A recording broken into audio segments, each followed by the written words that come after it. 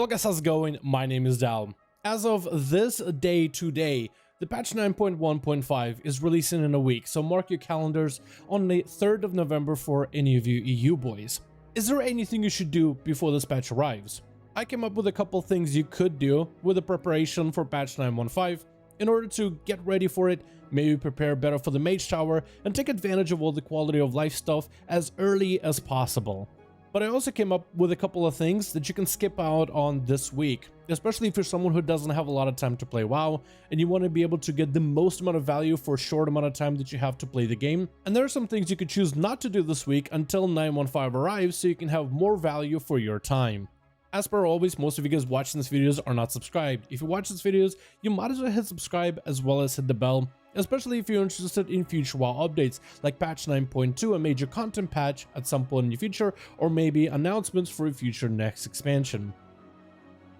So if you're coming back to the patch 9.1.5 and you haven't done this already, get a character to Renown 80. It's a bit of a grind, but as long as you follow the story missions as well as the Korthia story, it doesn't really take all that long.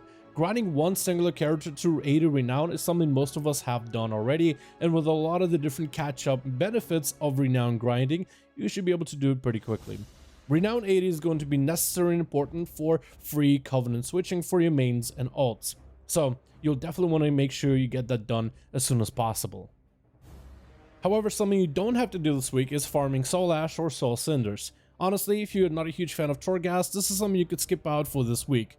There's going to be major updates in 9.1.5 when it comes to TORGHAST, the quality of life stuff, as well as legendaries. First of all, every single time you run TORGHAST, you'll always be able to get maximum amount of Soul Ash and Cinders without any weekly time gating. So you could just grind out TORGHAST and get enough Cinders and Ash in order to craft your max level legendary in a single sitting.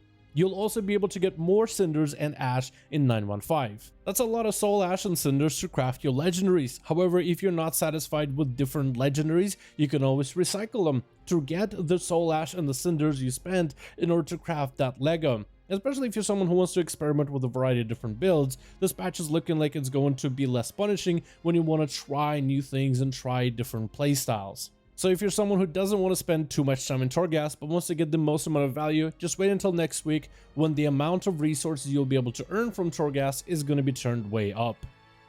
The second thing on the to-do list is to prepare your alt characters. If you're looking to level characters in Shadowlands 9.1.5, there are going to be some improvements to questing experience, more experience, as well as heritage armor improvements in order to make the questing from 50 to 60 in the Shadowlands faster and easier. The first thing you'll want to do is level your characters up to level 50 or so, ready to jump into the mob, but don't jump in just yet. There's going to be a variety of different skips in order to bypass the intro scenario, so you can just begin leveling off the bat. We also got heirloom gear upgrades, which will cost quite a bit of gold, so you'll want to make sure to put some funds together in order to be able to afford the heirloom upgrades. While heirlooms don't provide you extra experience like they used to back then, they do provide you gear that scales with your level. So as you level through Shadowlands, you don't have to replace your gear, which saves you a bit of time. This gear constantly scales with your character, so should always be decent at all levels. And also, it does come with some rested XP bonuses as like a tier sub bonus, especially for those players that don't really have a lot of time to grind in WoW and you have a few hours to play. That rested experience is going to provide you a lot more value in terms of being able to level faster. Besides that, we have leveling improvements inside of Shadowlands. As you level your character, your world objectives will be able to be accomplished way quicker if you level with Threads of Fate. As in, you'll be able to fill that bar up faster, get renown for it as you choose your Covenant, as well as get a decent amount of XP.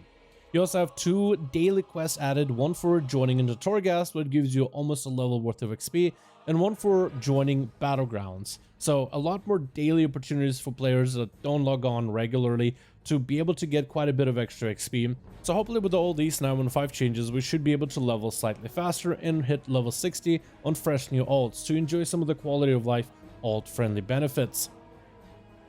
However, if you do already have some alts and you haven't really begun the quest lines for your Covenants and you want to finish that grind at some point just so you can catch up with Renown, at this point, don't. It's much better to just wait until 9.1.5 drops because of other improvements. There will be an item you can buy in Ouroboros that boosts any alts or main Covenant level for Renown to 40. So if you are behind 40, just wait, there's no point of farming it now.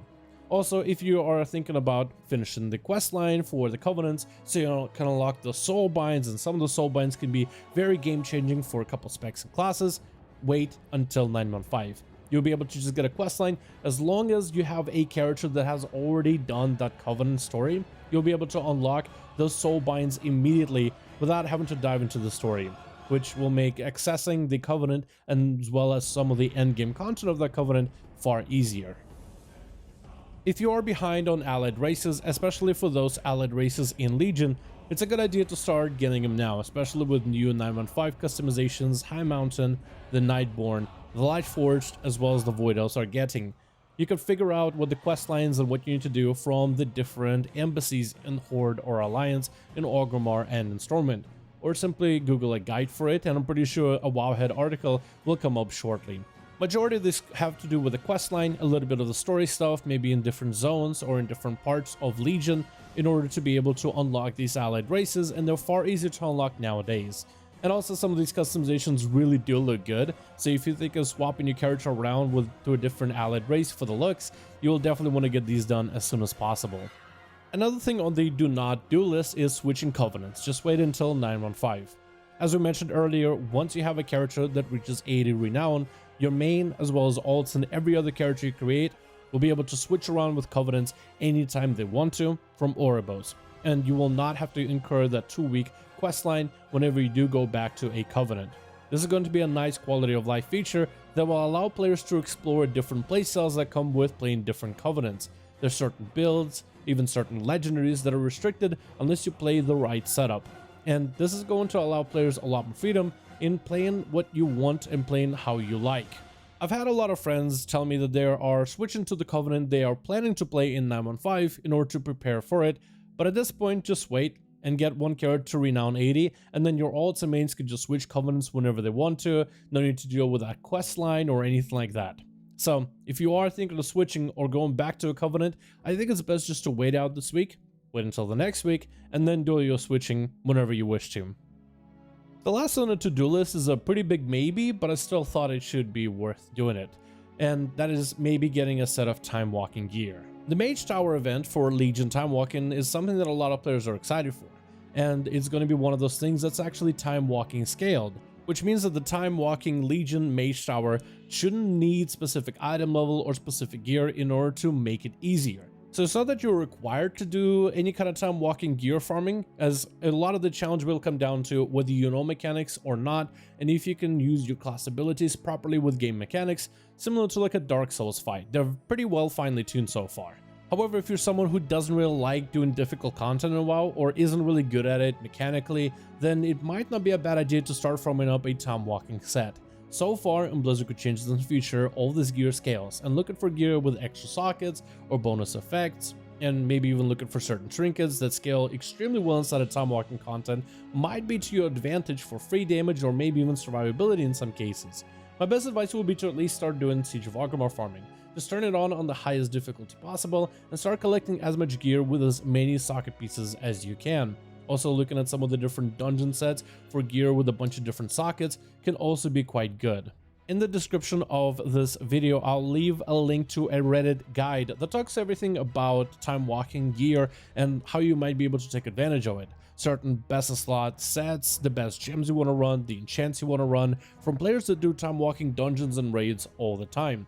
Since Mage Tower is a Timewalking event and Blizzard could disable all these extra Timewalking benefits in the future, it does seem like we'll be able to use certain pieces of gear to maybe etch out more damage or use unique effects inside of this Mage Tower to hopefully make some parts of these fights easier. It's not necessary or mandatory, but if you're someone who isn't amazing at WoW and you want every kind of advantage you can get, it might not be a bad idea to start farming some of these sets. If anything, they make pretty good transmog. Thank you all so much for watching this video. I do hope you guys enjoy my do's and don'ts for a week before 9.1.5. I'm very excited for this patch, and hopefully you guys are too. Thank you all, and I'll see all of you in the next one.